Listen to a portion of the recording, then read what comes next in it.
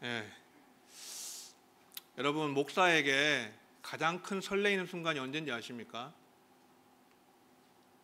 모든 말씀과 주일 준비를 끝내놓고 성도님 여러분들을 기다리는 그 시간이 가장 설레입니다. 여러분들도 혹시 설레이십니까? 교회 오고 예배 오는 시간들이 설레이셨으면 좋겠습니다. 우리 모두에게 하나님 앞에 나오고 예배할 때마다 하나님께 큰 기대와 설레임과 감동이 있는 우리 모두가 되시기를 주의 이름으로 축원합니다. 표를 한번 보여주시면 한번 이거 A에는 뭐가 들어가고 B에는 뭐가 들어갈지 한번 생각해 보세요. 둘 다 공통점은 정한 동물이고요. 하나는 수컷만, 암수가 다 가능하고 수컷만 제물로 될 수도 있고요. 차이점은 이렇게 있습니다. 하나는 게으르고 더럽고, 글씨가 좀 작네요. 그 다음에 부지런하고 깨끗하고 어리석고 지혜롭고, 의존성이 있고 독립성이 있고, 목자를 따라가고 주인을 주인은 어떻게 하죠? 앞서가고, 그리고 하나님의 백성을 상징하고 우상 숭배와 음란을 상징하는. A에는 뭐가 들어갈까요? 그렇죠, 양이죠. B는요? 다음요. 양과 염소입니다. 양 염소의 이 사진을 보여주시면, 제가 지난 4월 14일 날 부임을 했는데 부임하기 전에 남해에 양떼 목장을 한번 갔다 왔습니다. 거기 가서 되게 신선한 체험을 했었는데 양떼의 그 꼴을 먹이는 것을 해봤어요. 그랬더니 양들이 확 몰려오더라고요. 많이 우르르 몰려오는데, 다음 사진 보여주세요. 보면은 제가 가는 데마다 이렇게 졸졸 따라와요. 이게 양식이 있을 때는 따라와요. 한 번 더 보여주시면 저렇게 양들이 막 따라다닙니다. 근데 양식이 다 떨어지니까 어떻게 될까요? 뒤도 안 보고 뒤도 안 돌아보고 그냥 가버리더라고요. 제가 깨달은 것이 있습니다. 양들은 꼴이 있는 곳으로 모이게 된다. 그리고 두 번째, 정말 중요한 것은 목자는 무조건 양들을 잘 먹여야 된다. 그것이 제가 거기서 깨달은 것이었습니다. 우리가 양과 목자의 그 비유는 우리 하나님의 백성과 우리 하나님 아버지 또 주님과의 관계, 또 조금 더 적용을 해보면 성도님들과 그리고 목회자의 관계로 비유할 수 있잖아요. 그래서 제가 하나님께서 이 두산중앙교회에 양떼를 목양하는 담임 목사로 부르셨기 때문에 내가 정말로 최선을 다해서 이 꼴을 영의 양식을 준비해야 되겠다, 그렇게 다짐하고 오는 시간이었습니다. 할렐루야. 여러분, 그렇게 할 수 있도록 기도해 주시면 감사하겠습니다. 양과 염소의 가장 큰 차이점은 무엇일까요? 바로 양은 목자를 따라가는 의존성을 가진 동물이고요, 염소는 주인을 그냥 앞서가는, 염소는 독립성을 가진 동물입니다. 이게 가장 큰 차이입니다. 그래서 결국은 양은 목자를 필요로 하는 존재고요, 목자에게 의존하는 존재고요, 따라가는 존재고요, 그리고 염소는 목자가 없습니다. 주인인데 그 주인도 인정하지 않아요. 주인을 그냥 주인을 앞서가는 그런 염소는 독립성이 강한 그런 동물이라는 거죠. 이것에 대해서 성경은 비유하기를 양은 성도로, 그리고 염소는 불신자로 그렇게 비유를 하는 것입니다. 이게 가장 큰 차이죠. 성경은 우리에게 오늘 본문 말씀도 보면은 양과 염소를 주인 되신 예수님께서, 심판장이신 예수님께서 이렇게 갈라버리는, 구분하시는 그런 날이 있을 것이다 라고 말씀하십니다. 그게 바로 최후 심판의 날입니다. 마지막 날. 마지막 날에 양과 염소를 분리시키는 거예요. 양은 오른편에, 염소는 왼편에. 전에 사진 보여주시면, 지금 이 세상 살면서 아직까지 주님이 재림하시기 전에는 어떻게 지냅니까? 양과 염소가 같이 있습니다. 같이 지낼 수 있습니다. 섞여 있습니다. 하지만 그날이 되면, 마지막 날이 되면 어떻게 돼요? 다음, 분리가 되는 것입니다. 주님은 정확하게 누가 양이고 누가 염소인지를 알고 계시고 그것을 분리하시는 거예요. 떼어놓으시는 거예요. 근데 이 분리가 영원한 분리고 서로 오갈 수 없는 그런 천국과 지옥의 영혼의 세계에서 영생과 멸망의 그 구분으로 영원히 그냥 구분지어지는, 분별되어지는 그러한 구분이 된다는 것입니다. 여러분, 그러면 양과 염소를 구분하는 기준이 무엇일까요? 기준. 무엇으로 양과 염소를 분별하고 구분할까요? 기준이 있어야 될 거 아니에요? 기준이 뭡니까, 여러분? 믿음일까요? 믿음? 양과 염소를 구분하는 기준. 믿음이 아니라 여러분 뭘까요? 사랑입니다. 사랑. 이게 참 놀라운 건데요. 성경은 사실 우리에게 믿음을 강조하는 책이에요. 이신칭이 로마서나 이런 갈라디아서 보면은 사도 바울이 이신칭이 교리를 설파하잖아요. 그렇게 해서 우리에게 가르쳐 주는데 정말 믿음이 오직 믿음으로 구원받는다라고 그렇게 우리에게 가르쳐 주는데요. 믿음과 사랑의 관계를 우리가 잘 이해를 해야 됩니다. 제가 여러 번 말씀드린 적이 있는데 믿음은 본질에 해당하고 사랑은 현상에 해당합니다. 그죠? 본질과 나타나는 것 이렇게 다르죠. 그리고 믿음은 나무라고 한다면은 열매에 해당하는 것은 사랑입니다. 사랑은 열매입니다. 좋은 나무에서 좋은 열매가 맺히고 나쁜 나무에서 나쁜 열매가 맺히는 게 당연한 일이잖아요. 또 믿음은 원인이 되고요. 사랑은 결과가 됩니다. 다 같은 말인데 이게 짝이에요. 짝 붙어 있는 거예요. 동전의 양면처럼 붙어 있는 거 하나인 것입니다. 하나는 원인이고 본질이고 그리고 나무고 현실이고 현상이고 열매고 결과고 이렇게 뗄 수 없는 것입니다. 그러니까 우리는 무엇을 알 수 있느냐? 사랑을 보면은 믿음을 확인할 수 있다는 것이에요. 믿음을 체크할 수 있다는 것이에요. 이 사람에게서 사랑의 열매가 맺힌다면 이 사람은 진실로 믿는 사람이구나, 참되게 믿는 사람이구나 하는 것을 확인할 수 있다라고 하는 것이에요. 믿음만 가지고 가는 나라가 맞는데요. 그 믿음이 진짜인지를 확인하는 확증하는 그것이 뭐냐면 사랑이라는 것이에요. 사랑. 그래서 믿는 자는 예수님을 진실로 믿는 자는 마땅히 무슨 열매를 맺게 됩니까? 사랑의 열매를 맺게 됩니다. 사랑을 할 수밖에 없게 됩니다. 그거는 왜 그런가 하면 믿는 자 안에 누가 거하십니까? 성령이 거하시죠. 성령께서 거하시니까 당연히 성령의 열매인 사랑의 열매를 맺을 수밖에 없다는 것이죠. 성령의 열매가 무엇이죠? 사랑, 희락, 화평, 오래 참음, 자비, 양선, 충성, 온유, 절제 9가지 열매입니다. 그 첫 번째 나오는 열매가 사랑의 열매예요. 사실은 9가지 열매 다 다른 열매가 아니라 사랑으로 대표되는 한 가지 열매의 9가지 빛깔과 맛이라고 할 수가 있어요. 열매를 먹을 때 여러 가지 맛이 나는 것처럼 한 가지 맛이 아니라 여러 가지 맛이 나는 9가지 맛이 나는 빛깔이 나는 그런 성령의 열매다라고 할 수 있어요.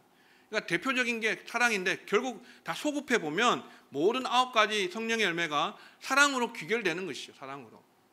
예.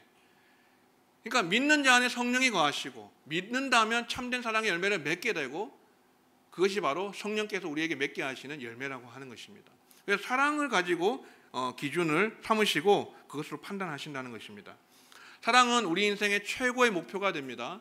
왜냐하면 로마서 13장 8절에서 10절 보면은 이렇게 말씀하고 있어요. 피차 사랑의 빛 외에는 아무에게도 아무 빛도 지지 말라. 남을 사랑하는 자는 율법을 다 이루었느니라. 그다음 간음하지 말라, 살인하지 말라, 도둑질하지 말라, 탐내지 말라 한 것과 그 외에 다른 계명이 있을지라도 내 이웃을 내 자신과 같이 사랑하라 하신 그 말씀 가운데 다 들었느니라. 사랑은 이웃에게 악을 행하지 아니하나니 그러므로 사랑은 율법의 완성이니라. 아멘. 여러분, 율법의 완성이 뭐라고요? 사랑이에요. 이웃을 사랑하는 자는 율법을 뭐 했다고요? 다 이루었다는 거예요. 이루었다. 여러분, 사랑하는 사람이 이웃에게 해를 끼칠 수 있습니까? 살인하거나 간음하거나 도둑질하거나 탐내거나 거짓말하거나 거짓 증거하거나 이렇게 할 수 있습니까? 없다라는 것이죠. 이웃을 사랑하는 자는 율법을 다 613가지의 계명을 다 이루고 완성하고 했다라는 것이죠. 그래서 사랑이 율법의 완성이라는 것이에요. 그래서 사랑하는 자는 율법을 다 지킨 것이고 율법을 이루고 완성한 사람입니다. 결국 우리의 목자 되신 주님께서 하나님께서 그 뜻하신 바가 이웃을 사랑하는 것인데 양이 목자가 가는 대로 따라가는 의존성이 있다고 한다면은 그런 것처럼 하나님의 뜻대로 이웃을 사랑하는 사람이 결국 양으로 최후 그날에, 마지막 날에, 주님 재림하신 날에 양으로 분류가 되는 것입니다. 구분이 딱 되는 것이죠. 너는 양이다. 하나님의 뜻대로 그렇게 이웃을 사랑하는 사람이 결국은 양으로 분류되는 것입니다. 그게 믿음 있는 사람이라는 증거예요. 믿음의 증거. 네. 여러분, 사랑의 계명이 신약에 있습니까? 구약에 있습니까? 어디에 있어요? 둘 다 있죠? 둘 다 있어요. 그래서 구약에는 옛 계명이라고 하고 신약에는 새 계명이라고 합니다. 먼저 옛 계명을 봅시다. 구약에 있는 옛 계명에도 사랑하라는 계명이 있는데 레위기 19장 18절에 우리 같이 한번 읽어볼까요? 시작. 내 이웃 사랑하기를 내 자신과 같이 사랑하라. 아멘. 이웃 사랑하기를 나를 사랑하는 것 같이 사랑하라고 말씀하셨어요. 그죠? 예. 근데 여러분, 이거 잘 됩니까? 나 사랑하는 것만큼 이웃 사랑하는 것, 구약에 있는 말씀이라고 해서 지나간 말씀이고 이거는 우리가 지킬 수 있고 쉽게 이룰 수 있는 그런 계명입니까? 아니죠. 나 자신 사랑하는 것만큼 이웃 사랑하는 것도 굉장히 어려운 겁니다. 굉장히 어려워요. 제가 유초등부 설교할 때 한번 예를 든 적이 있는데 제가 석사 공부할 때 2016년도에 석사 공부를 할 때 서울까지 대구에서 왔다 갔다 했어요. 월요일마다 거기를 오갔는데 어느 날 동대구역을 갔는데 거기에 구걸 하시는 분이 아침 일찍 6시에 나와 계신 거예요. 지나가면서 그냥 1,000원짜리 한 장 넣어주고 가다가 다시 돌아왔어요. 왜냐하면 저분이 오늘 아침은 드셨을까 하는 생각이 들었어요. 그래가지고 그때 제가 편의점에 들려서 뭘 샀냐면 두 가지를 샀는데 하나는 샌드위치를 샀고 하나는 삼각김밥을 샀어요. 두 가지 다 누가 먹으려고 했을까요? 제가 먹으려고 아침으로 두 가지를 샀습니다. 샌드위치는 한 2,200원 했던 것 같고 삼각김밥은 700원 했던 것 같습니다. 두 가지 하나 먹으면 좀 부족할 것 같아서 두 가지를 샀는데 둘 중에 하나를 이 구걸하시는 분한테 주려고 하는데 뭘 줬을까요? 제가 뭘 줬을 것 같아요? 예, 조금 더 싼 걸 줬어요. 삼각김밥을 줬어요. 그걸 드렸습니다. 왜냐하면 제가 조금 더 좋은 걸, 비싼 걸 먹고 싶었어요. 삼각김밥을 하나 드리고 그래도 내가 이웃을 도왔다, 사랑했다, 실천했다 라는 생각을, 뿌듯한 마음을 가지고 열차에 딱 올라탔는데 그때부터 마음이 얼마나 불편하기 시작한지, 이건 내가 그냥 다 드려도 될걸. 왜냐하면 기차 안에서는 이렇게 왔다 갔다 하면서 파시는 분이 있잖아요. 거기서 내가 사 먹으면 되는데 샌드위치를 주든지 조금 더 좋은 걸 드리든지 아니면 둘 다 드리든지 하고 나는 또 사 먹으면 될 텐데 내가 그 순간에 이웃 사랑하기는 했지만 내 몸같이는 사랑하지 못했구나, 내 자신같이 사랑하지는 못했구나, 그러한 자괴감을 가진 적이 있었습니다. 여러분, 이웃 사랑하기를 내 몸과 같이, 내 자신과 같이 하는 것이 이렇게 어려운 일이에요. 어려운 일이에요. 우리는 사랑할 수는 있지만 나처럼 사랑하는 것은 쉽지 않은 일입니다. 그렇다면 새 계명은 어떻습니까? 새 계명은 요한복음 13장 34절인데 같이 읽어보겠습니다. 시작. 새 계명을 너희에게 주노니 서로 사랑하라. 내가 너희를 사랑하는 것 같이 너희도 서로 사랑하라. 아멘. 새 계명은 빨간색으로 표시되어 있죠. 내가 너희를 사랑하는 것 같이. 그러면 새 계명의 그 스탠다드, 새 계명의 그 표준, 그 기준, 그 목표치는 누구의 사랑이에요? 예수님의 십자가 사랑이에요. 제자들을 위해서, 우리를 위해서, 죄인을 위해서 목숨을 버리실 만큼의 그 사랑을 가지고 우리가 서로 사랑해야 된다는 거예요. 이거는 진짜로요, 거의 불가능에 가까운 일입니다. 사실상 나를 사랑하는 것만큼, 자기의 만큼 남을 사랑하는 것도 어려운 일인데 내가 다른 사람을 위해서, 타인을 위해서 내 목숨을 버려서 십자가 사랑으로 사랑하는 것, 아가페 사랑으로 사랑하는 것은 거의 불가능에 가까운 일입니다. 그러나 하나님의 은혜가 임하면, 성령께서 역사하시면 가능할 줄로 믿습니다. 우리가 날마다 주님을 묵상하고 십자가를 묵상하고 주님을 본받고 성화를 이루어가고 하면 우리도 그 지점까지, 그 수준까지 갈 수 있는 것이 이론적으로, 그죠? 이해가 되는 부분이에요. 그렇지만 현실은 너무나도 어렵다. 불가능에 가깝다. 그러면 옛 계명과 새 계명을 비교해 봅시다. 둘 다 사랑하라는 계명인데, 이웃 사랑의 계명인데, 옛 계명은 다분히 어디에 뿌리를 두고 있어요? 인간의 본능에 뿌리를 두고 있습니다. 다시 말해서 너가 샌드위치 먹고 싶으면 그분도 샌드위치 먹고 싶지 않겠느냐, 똑같이 먹어라 똑같은 거 사 먹어라라는 게 옛 계명이에요. 그죠? 나 자신처럼 사랑하는 거. 우리의 본능의 뿌리를 두고 있습니다. 그러나 세계명은, 신약의 세계명은 어디에 기준을 가집니까? 주님의 십자가 사랑이 기준이라는 것이죠. 사랑의 차원이 달라요. 차원이 다른 사랑을 이야기하는 것입니다. 본능의 뿌리를 둔 사랑과 주님의 사랑을 본받은 사랑은, 이것은 비교 자체가 안 되고 차원이 다른 사랑을 말합니다. 그러나 우리는 결국 그 사랑까지 가야 됩니다. 그 사랑의 수준까지 도달해야 됩니다. 우리 날마다 그 사랑의 지경을 넓혀가서, 지난 주일 오후 예배 때 말씀드린 것처럼 우리의 사랑의 지경이 누구까지 포함되어야 돼요? 원수까지도, 나를 해롭게 하고 핍박하고 나에게 상처를 주는 그 사람까지도 사랑하고 품는 데까지 가야만 우리가 하나님을 기쁘시게 할 수 있습니다. 사랑하는 성도 여러분, 우리의 사랑의 지경이 이처럼, 사랑의 차원이 더 한 단계 업그레이드되고 주님의 사랑을 본받아서 십자가 사랑, 아가페 사랑까지, 내 자신의 목숨을 버리기까지 우리 성도 서로를, 이웃을 사랑할 수 있는 우리 모두 되시기를 주의 이름으로 축원합니다. 여러분, 참된 교회의 표지가 무엇일까요? 어떤 교회가 참된 교회일까요? 그것은요, 지극히 작은 한 영혼을 위해서 전부를 걸 수 있는 교회가 참된 교회입니다. 진짜 주님이 기뻐하시는 교회는 한 영혼을 위해서, 그 한 영혼이 보통 한 영혼, 헌금 많이 하고 교회에서 영향력을 행사하는 그 한 영혼이 아니에요. 지극히 작은 한 영혼.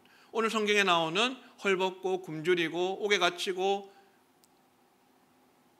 목마르고 이러한 영혼들, 지극히 작은 한 영혼을 위해서 교회가 전부를 희생할 수 있느냐, 전부를 걸 수 있느냐 하는 것에 교회의 생명과 표지가 달려 있습니다. 여러분, 복음서에 보면은 거라사인 지방에 귀신 들린 사람의 이야기가 나오죠. 예수님께서 배를 타고 호숫가로 건너가셔서 거라사인 지방에 가셨는데, 거기에 무덤 사이에 누구를 만납니까? 군대 귀신 들린 사람을 만나게 돼요. 광인을 만나게 돼요. 그 사람이 소리를 지르면서 돌로 자기 몸을 상해하면서 막 쇠고랑도 끊어버리면서, 귀신이 얼마나 거기에 많이 들어서 군대 귀신이라고 하니까, 그 군대 레기온이라고 하는 단어는 로마 군대 6천 명의 한 군단을 말하거든요. 얼마나 많은 귀신이 들렸는지, 군대 때 그 귀신이 들려서 힘이 너무 강한 거예요. 아무도 제어하고 컨트롤할 수가 없어요. 예수님이 오시니까 나를 명하여서 어떻게 해요? 어디에 들어가라고 해달라 그래요? 돼지떼에게 들어보내달라고 해요. 예수님께서 이미 그 사람에게 나오라 했거든요. 그러니까 나를 괴롭게 하지 마세요. 하나님의 아들 예수여, 나를 괴롭게 하지 마십시오. 나를 차라리 돼지떼에게 들어가게 해주세요. 그래서 산 비탈에 보니까 돼지떼가 몇 마리가 있었습니까? 2,000마리가 있었어요. 2,000마리. 그래서 그 돼지떼에 그 귀신이 나가서, 그 사람에게서 나가서 그 돼지떼가 바다에 몰살하여서 다 2,000마리가 다 떼죽음을 당하게 되었습니다. 동네 사람들이 놀랐습니다. 첫 번째, 뭐 때문에 놀랐냐면, 이 귀신 들린 사람이 온전해진 것을 보고 놀랐습니다. 두 번째, 뭐 때문에 놀랐을까요? 두려워했을까요? 두려워했는데, 두려워한 이유는 예수님께서 이 사람을 고치시고, 근데 고치시는 과정에서 어떤 손실이 있었어요? 돼지 떼 2,000마리 손실이 있었어요. 그것 때문에 이 사람들은, 이 마을 사람들은 예수님을 떠나가시라고 간구했어요. 우리 마을에서 나가주십시오. 우리는 주님을 용납하지 못합니다. 왜 그랬을까요? 두려웠기 때문에. 예수님의 능력도 두려웠지만 또 하나 두려웠던 건 뭐였을까요? 이대로 가다가, 예수님이 우리와 함께 있다가는 우리 다 거들나겠다. 돼지떼 2,000마리가 얼마나 값어치가 있습니까? 이 사람들은 돼지 2,000마리가 더, 이 한 사람이 온전하게 되는 것보다 돼지 2,000마리 떼의 손실이 더 두려운 것이에요. 여러분, 오늘날 우리가, 교회가 한 영혼을 살리기 위해서 돼지 2,000마리를 희생할 수 있다면, 그만한 희생을 해서 걸어서 한 영혼을 살릴 수 있다면 그거 해야 되지 않습니까? 더군다나 지극히 작은 한 영혼, 정말 헐벗고 굶주리고 그리고 감옥에 갇히고 그렇게 목마르고 우리 주위에 있는 이웃들 가운데, 또 우리 성도들 가운데 그런 어려움을 당한 사람들, 아픔을 당한 사람들, 그러한 지극히 작은 한 영혼, 그런 한 영혼을 살리기 위해서 2,000마리 돼지떼를 희생할 수 있는 게, 그게 진짜 교회의 모습 아닙니까? 사랑하는 성도 여러분, 우리 두산중앙교회는 한 영혼을 살릴 수 있다면, 지극히 작은 한 영혼을 살릴 수 있다면, 우리의 전부를 걸 수 있는 그런 주님의 참된 교회가 될 수 있기를 주의 이름으로 축원합니다. 지극히 작은 한 영혼을 위해서 우리가 무엇을 투자해야 될까요? 세 가지입니다. 첫 번째, 시간을 여러분 쏟아부어야 됩니다. 어떤 사람에게는 시간이 금입니다. 금보다 더 귀한 것이 시간이에요. 시간이 너무 바쁜 사람이 있잖아요. 그 귀한 시간을 누구를 위해서 써야 됩니까? 지극히 작은 한 영혼을 위해서 쓰실 수 있어야 돼요. 그게 사랑이에요. 그게 예수님의 사랑을, 아가페 사랑을 실천하는 것입니다. 많이 시간을 보내주십시오. 특별히 우리 어린 영혼들을 위해서 시간을 많이 할애해 주십시오. 어려움을 당한 이웃들을 위해서 함께 울어주고 함께 웃어주십시오. 함께 울어주시고 그렇게 고통을 나누어주시고 그렇게 시간을 함께 보내시는 우리가 되었으면 좋겠습니다. 그리고 두 번째는 물질입니다. 우리가 쏟아부어야 할 것은 물질이에요. 지극히 작은 한 영혼을 살릴 수 있다면 돼지 2,000마리떼가 될 정도의 그러한 경제적인 손실과 희생, 그것도 우리가 감수할 수 있어야 돼요. 우리에게 가장 귀한 것 두 가지가 시간과 그리고 물질이잖아요. 돈이잖아요. 그것을 우리가 쓸 수 있어야 됩니다. 희생할 수 있어야 됩니다. 세 번째는요, 정말 중요한 것은 마음이에요. 마음이 없으면 이 모든 걸 할 수가 없습니다. 한 영혼을 사랑하는 마음, 위하는 마음, 애통해하는 마음, 정말 그 영혼을 살리고자 하는 마음, 그 마음이 있다면 충분한 것입니다. 여러분 이번에 여름 성경학교를 하면서 여러분이 많이 시간을 내어서 기도해 주시고 또 섬겨 주시고 또 물질을 쏟아부어 주시고 그리고 또 마음을 쏟아 주신 거기에 대해서 정말로 담임 목사로서 감사의 마음을 표현하고 싶습니다. 여러분 정말 감사드리고 앞으로도 계속 우리 교회가 한 영혼, 특별히 지극히 작은 한 영혼을 살리기 위해서 시간과 물질과 마음을 다 쏟을 수 있는 복된 하나님께 칭찬받는 교회 될 수 있기를 주의 이름으로 축원합니다. 여러분 장기래 박사님을 아십니까?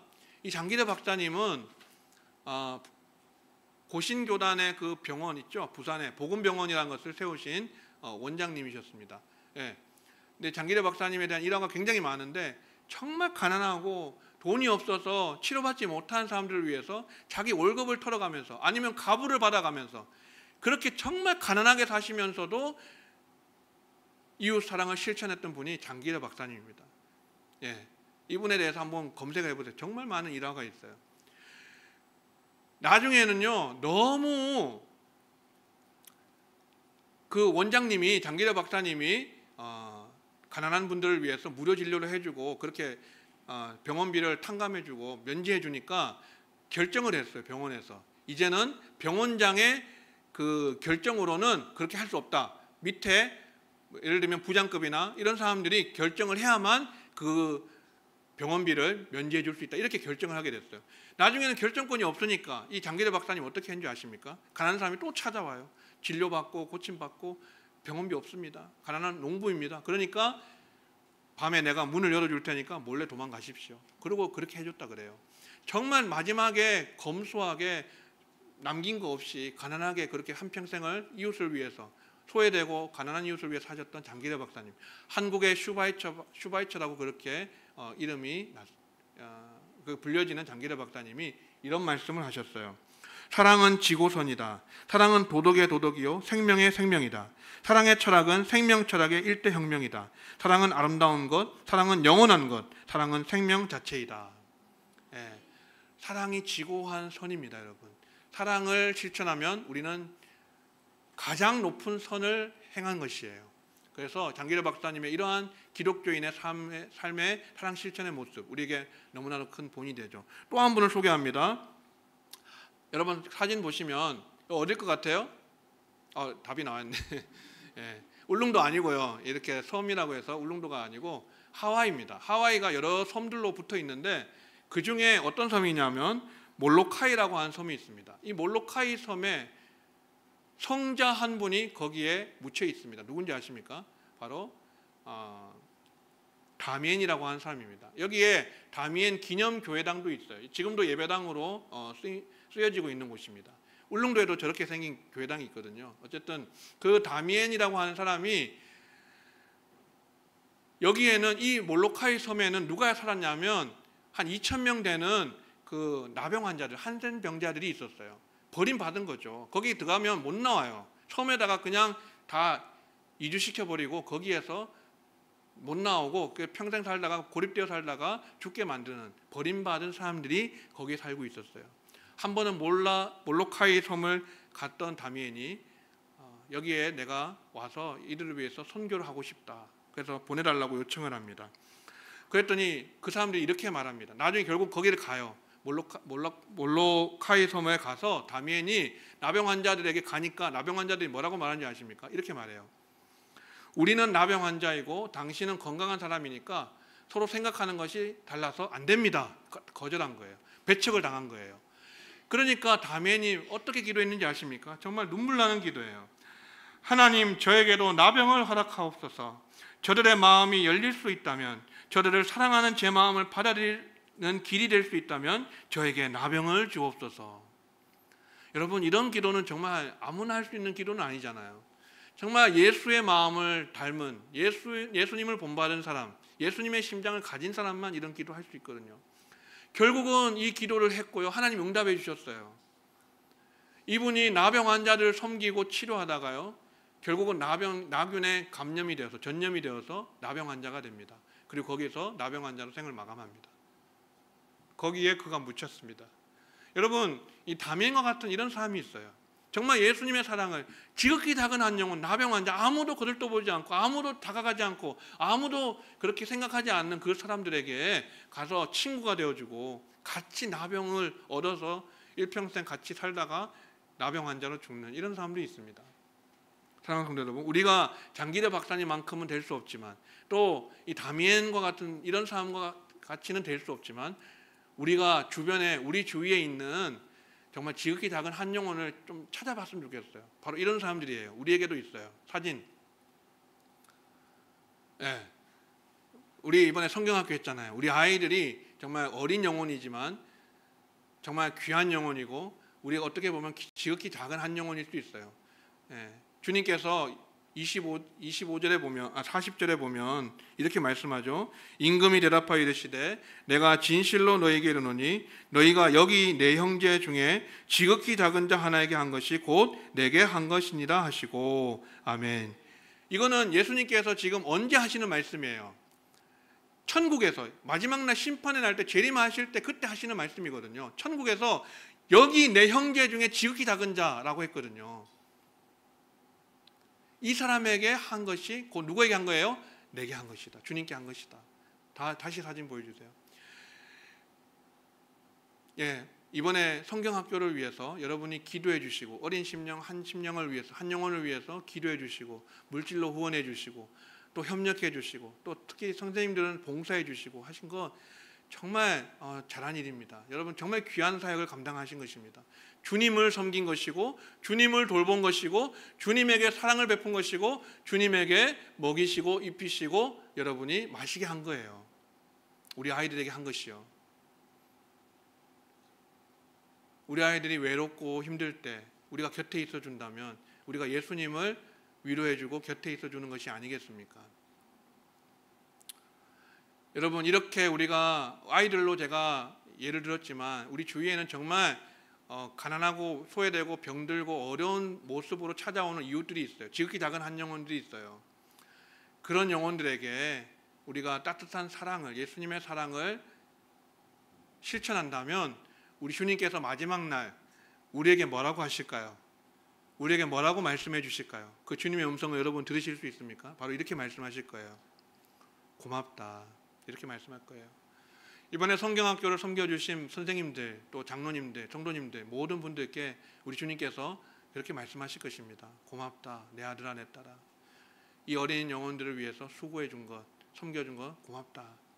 우리 주위에 있는 이웃들, 소외된 이웃들, 정말 연약한 이웃들을 위해서 먹이고 마시고 입혀주고, 그리고 돌아보고, 옥에 갇혔을 때 돌보아주고, 병들었을 때 돌보아주는 이러한 우리가 사랑을 실천할 때 우리 주님께서 우리에게 이렇게 말씀하실 것입니다.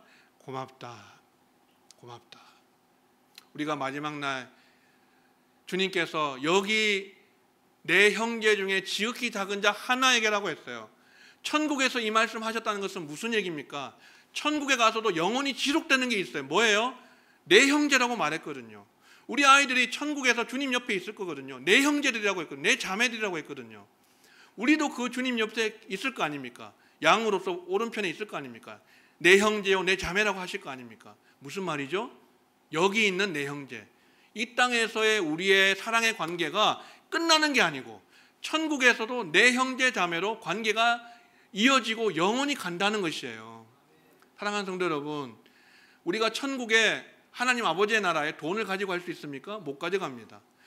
우리의 명예를 가지고 갈 수 있습니까? 못 가져갑니다. 우리의 재산을, 우리의 집을, 차를 뭘 가져갈 수 있는 게 있어요? 없어요. 그러나 영원히 지속되는 게 있어요. 뭐가 지속됩니까? 사랑은 영원히 지속돼요. 사랑의 관계는 영원히 지속되는 것이에요. 지극히 작은 한 영혼과의 그 사랑의 관계 속에서 베푼 그 따뜻한 사랑, 그것은 영원히 남는 것입니다. 할렐루야. 사랑하는 성도 여러분, 말씀 뵙습니다. 한 주간도 주님의 음성, 고맙다, 이 음성 듣기 위해서 마지막 날 주님께서 고맙다라고 우리에게 말씀해 주시는 칭찬과 상급을 받기까지 우리 모두 지극히 작은 한 영혼을 위해서 낮은 곳으로 내려가서 계속해서 주님의 사랑을 실천할 수 있는 복된 성도님들 되시기를 주의 이름으로 축원합니다.